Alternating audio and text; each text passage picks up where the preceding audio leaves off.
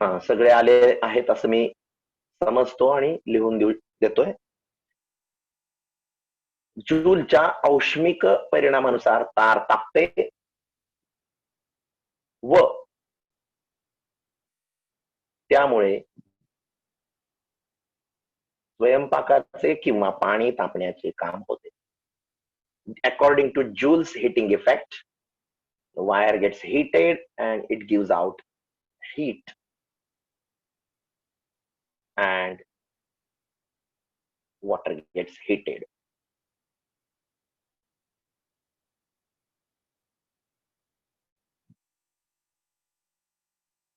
एक हो सोडा, दुसरा आकडा.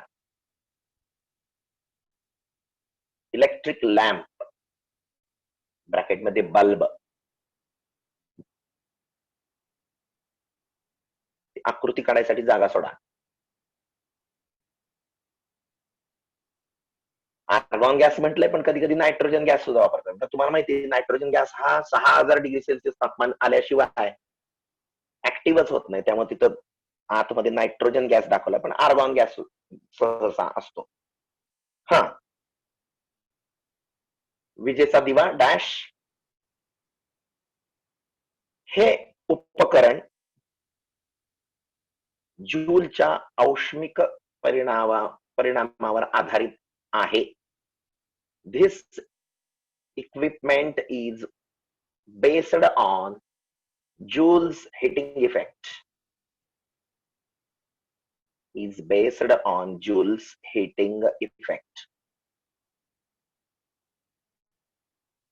It is a current operated device.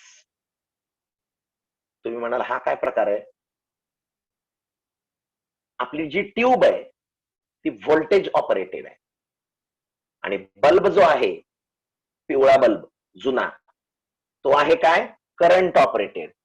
तिथली जर तार तुटली आणि कुठं जर तुम्ही ब्रेक केला टंगस्टन फिलामेंट मध्ये तर विजेचा दिवा बंद पडला, करंट फ्लो होणारच बंद पडला. परंतु ही जे बल्ब आताचे fluorescent lamp CFL bulb LED bulb आहेत किंवा ती ट्यूब आहे, ह्या ट्यूब्स व्होल्टेज ऑपरेटेड आहेत.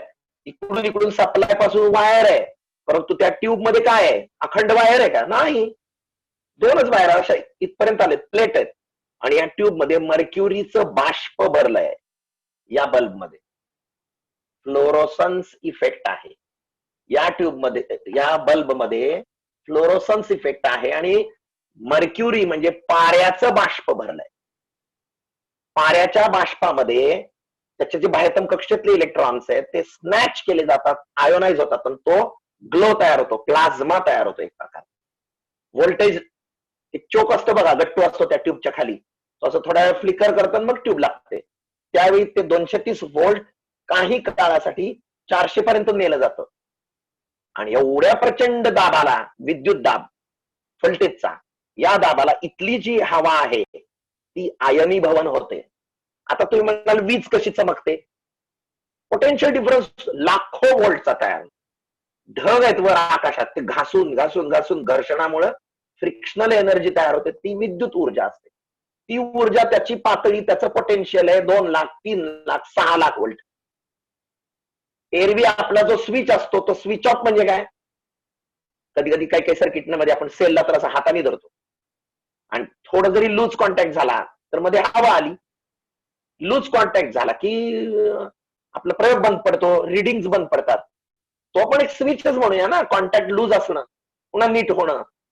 मग मध्ये हवा आली याचा अर्थ हवेचा रोध कसला खतरनाक आहे, हवेचा भयंकर रेजिस्टन्स आहे. मग वर ढग आले तिथं लाखो व्होल्टेज आहे आणि पृथ्वीचं 0 व्होल्ट, कसला पोटेन्शियल डिफरन्स झाला हा? लाखो व्होल्टचा पोटेन्शियल डिफरन्स झाला. एरवी साधा स्विच ऑफ म्हणजे बारीक फट असते, हा मी बल्ब बंद केला चालू केला, एवढी बारीकशी फट जरी निर्माण झाली तर स्विच ऑफ झाला, कारण त्या फटीतून इलेक्ट्रॉन जम्प करून नवीन सर्किटरी पूर्ण करत नाहीत.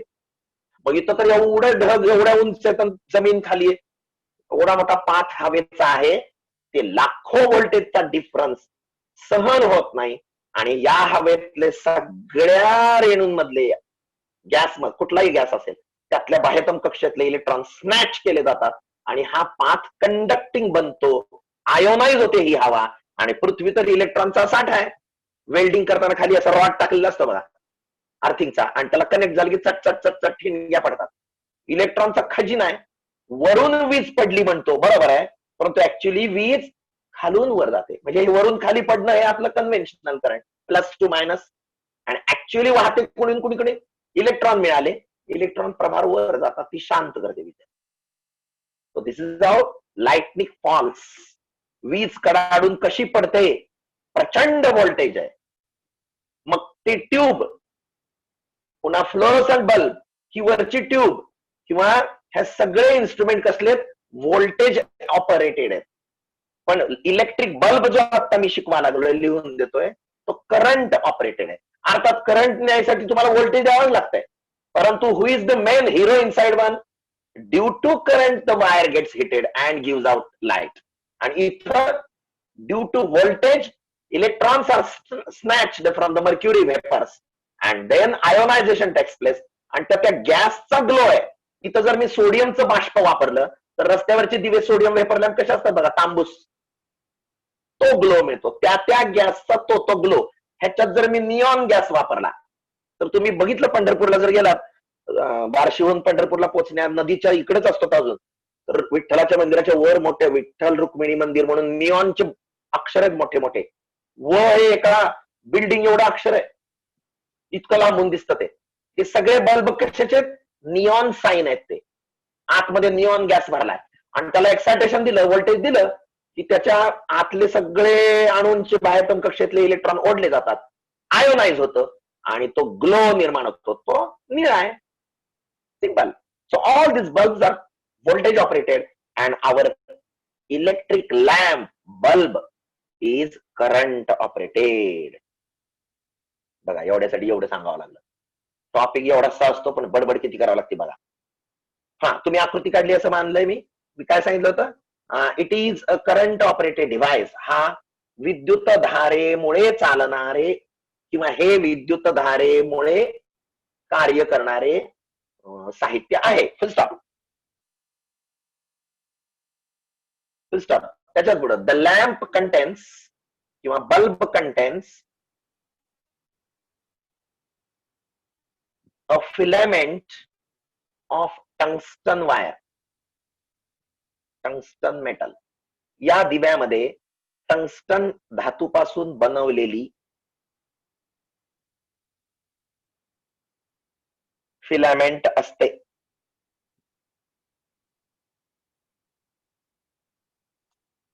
तिचा रोध प्रचंड असतो.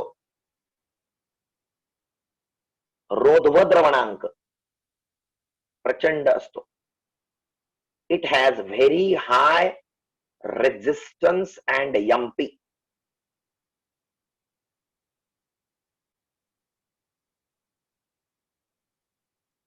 when electric current flows through the bulb, जेव्हा बल्ब मधून विद्युत धारा वाहते, when electric current flows through the bulb, comma, जेव्हा बल्ब मधून विद्युत धारा वाहते तेव्हा, आता वाक्य आलं पुन्हा नेहमीच, जूलच्या औष्णिक परिणामानुसार, according to Joule's heating effect,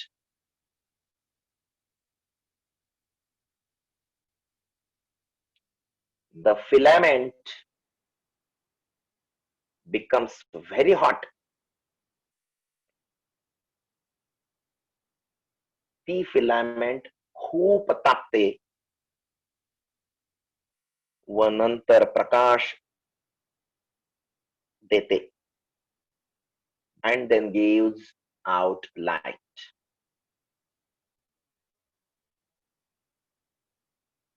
Paragraph.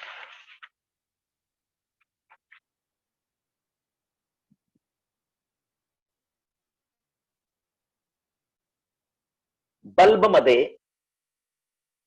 Nitrogen किंवा आर्गॉन वायू भरतात.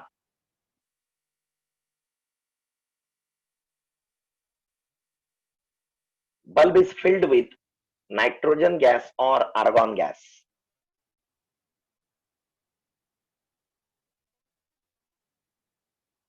स्टॉप. यामुळे त्यातील हवा किंवा ऑक्सिजन दूर होतो. Due to this air or oxygen is removed from there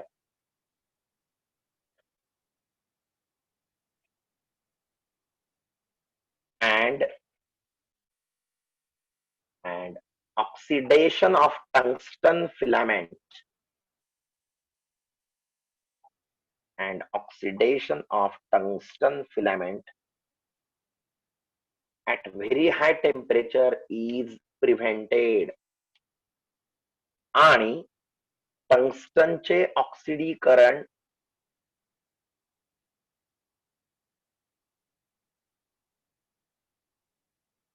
त्यामुळे होत नाही. फुल स्टॉप. ऑक्सिडीकरण होणं म्हणजे तार जळली म्हणजे संपली ती तार. तिसरा आकडा fuse, वितळतार.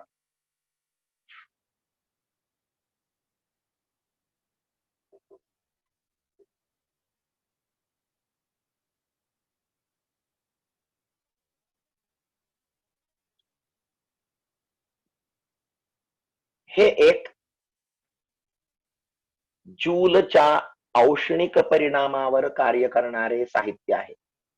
This is an equipment that works on Joule's heating effect. That works on Joule's heating effect.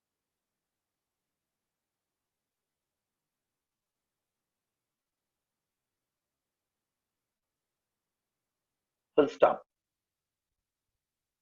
यामध्ये वितळतार ही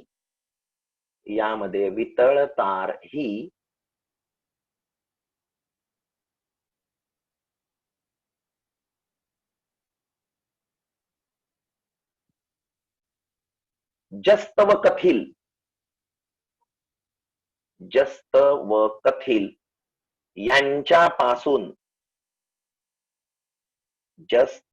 व कथिल यांच्यापासून बनलेल्या विमिश्र धातूची असते. It contains an alloy of zinc and tin.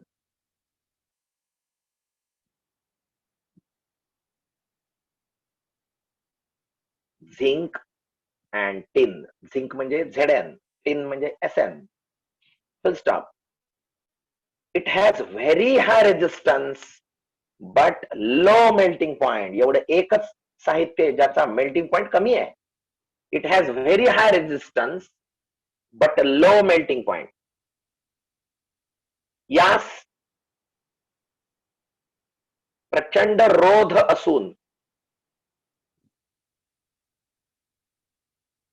त्याचा द्रवणांक खूप कमी असतो.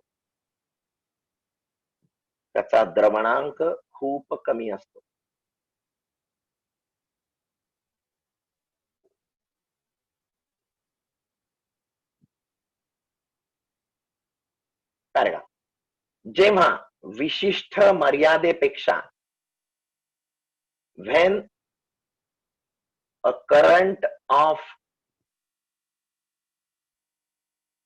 greater than permissible value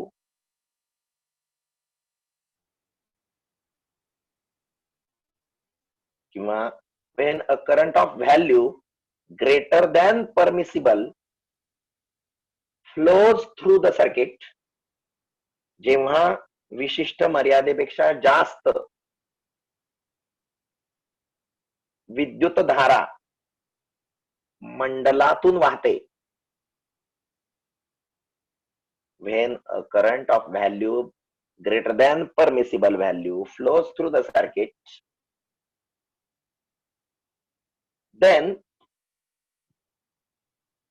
according to Joule's heating effect, तेव्हा जूलच्या उष्णता परिणामानुसार, तेव्हा जूलच्या उष्णता परिणामानुसार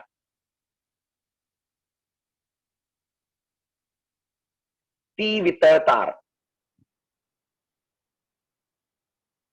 प्रचंड तापते व द्रवणांक येताच वितळते. According to Joule's heating effect, the fuse wire becomes hot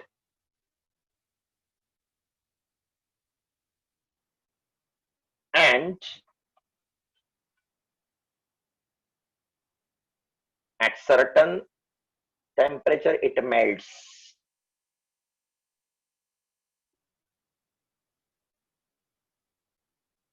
It melts.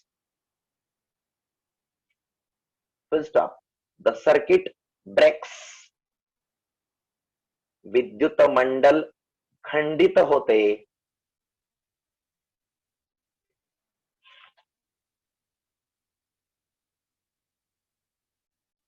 त्यामुळे इतर दुर्घटना किंवा so the other mishaps,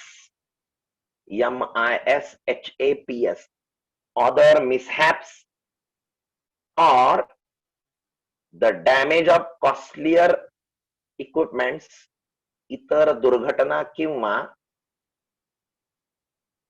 किमती वस्तूंची नुकसानी टाळली जाते. The damage of costlier instruments is avoided किंवा prevented.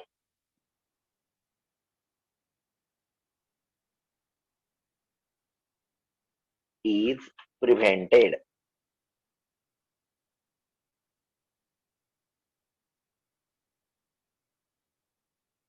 Paragraph. Fuse wires of different rating. Fuse wires of different rating, rating, different rating with different diameters are available. Paragraph मराठीत. वेगवेगळ्या विद्युतधारा वाहून नेण्याच्या क्षमतेच्या, वेगवेगळ्या विद्युतधारा वाहून नेण्याच्या क्षमतेच्या व वेगवेगळ्या जाडीच्या, वेगवेगळ्या जाडीच्या फ्यूज वायर उपलब्ध असतात, बाजारात उपलब्ध असतात.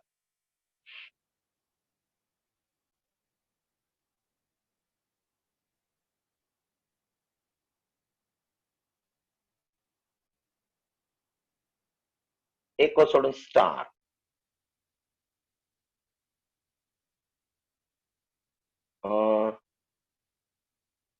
50 पान नंबर वर या. बल्बच्या आकृतीच्या पुढचं पान. मराठी मीडियम वाले 4.4 ची फिगर आहे की नाही, त्याच्यावर एक पॅराग्राफ आहे बघा, त्यातली शेवटची वळ, such events occur due to overloading, अति जडपणा. आता याला काय मराठी शब्द मला आता समोर नाहीये माझ्या, तुम्ही तर लिहा, डॅश करा. इंग्लिश मीडियम वाले लिहा ओव्हरलोडिंग डॅश. आता ओव्हरलोडिंगचा अर्थ सांगतो. शॉर्ट सर्किट वेगळा. शॉर्ट सर्किट म्हणजे काय, तुम्ही 230 व्होल्टचे हे 2 होल आहेत, पिन खूप असतात ते, एक वायर घेतली, इकडं पहिल्या हॉलमध्ये घातली, दुसरं एंड दुसऱ्या हॉलमध्ये घातलं, ऑन केलं, फटकन आवाज येईल आणि तुमच्या त्या बोर्डवरचा फ्यूज उडेल. म्हणजे काय केलं तुम्ही, त्याला शॉर्ट मार्ग दिला. तुम्ही या बल्ब वर समजा फॅन लावलाय, तर इलेक्ट्रिक करंट त्या फॅन मधून जाण्यापेक्षा तुम्ही जर वायर एकच खूप असली तर इथून इथं जाईल ना. त्याला नॅशनल हायवे कोणता मिळाला, शॉर्टेस्ट पाथ.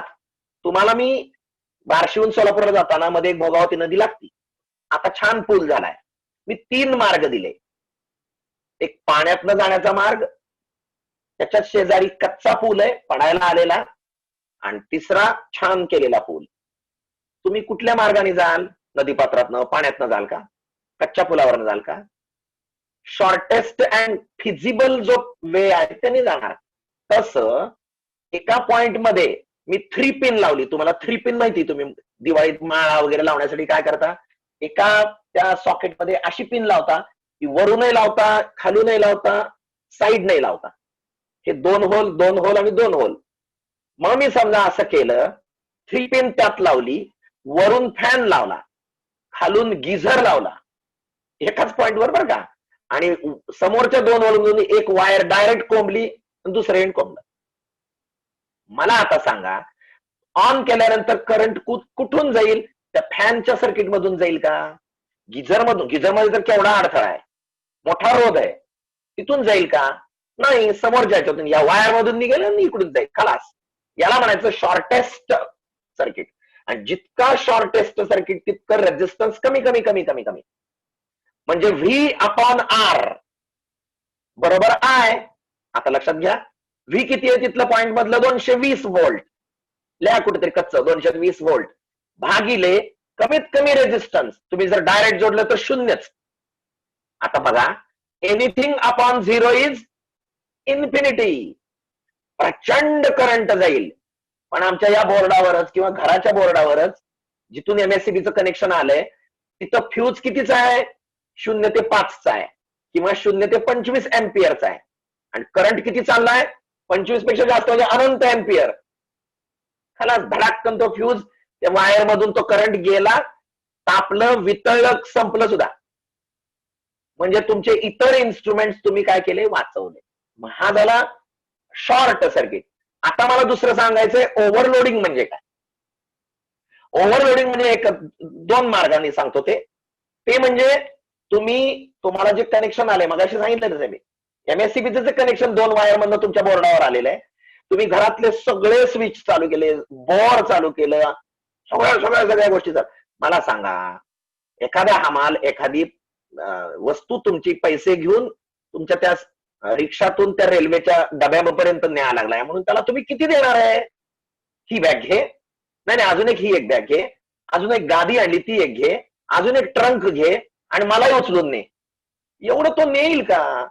त्याला काय होईल? त्याच्या कॅपॅसिटीपेक्षा जास्तीचं झालं. त्याऐवजी तुम्ही तुमच्या घरातलं जे चालू करायचं तेच इन्स्ट्रुमेंट फक्त चालू करायचं, हवं ते, गरजेचं. This is called as better using of the supply. दुसरं ओव्हरलोडिंग म्हणजे काय? या एका पॉइंट मध्ये मी एक 3 पिन टाकली, वरून फॅन लावला, खालून गिझर लावला आणि इकडून इस्त्री लावली. सगळीकडे रेजिस्टन्स आहे. प्रत्येकाला स्वतःला तापण्यासाठी वगैरे किंवा फॅन फिरवण्यासाठी सप्लाय एनर्जी तेवढी ऍडिक्वेट करंट पाहिजे.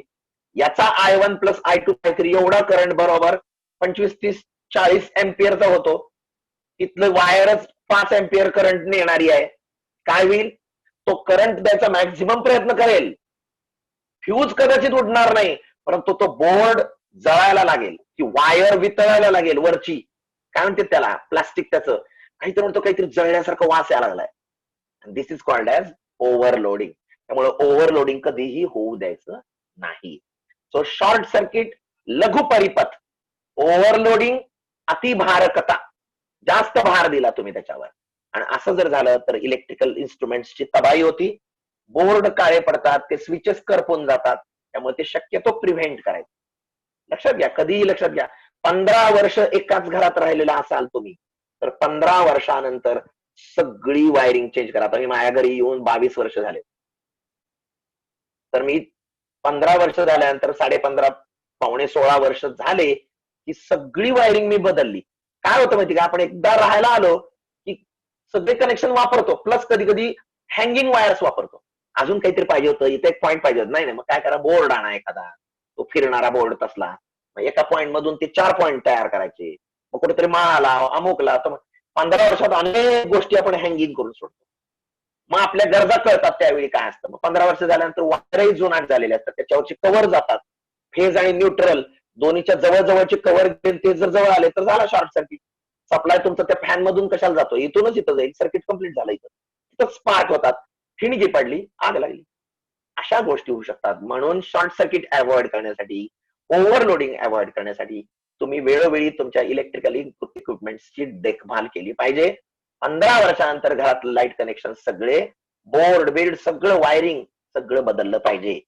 सो दिस इज हाऊ मी आतापर्यंतचा टॉपिक संपवलेला आहे. उद्या पुन्हा 11:30ला येणार आहोत. संध्याकाळचा 7चा तास नाही, 7चा तास नाहीये, हे डोक्यात ठेवा. And we will meet you tomorrow. Good bye. जय हिंद, जय महाराष्ट्र अँड जय सुलभ. बाय.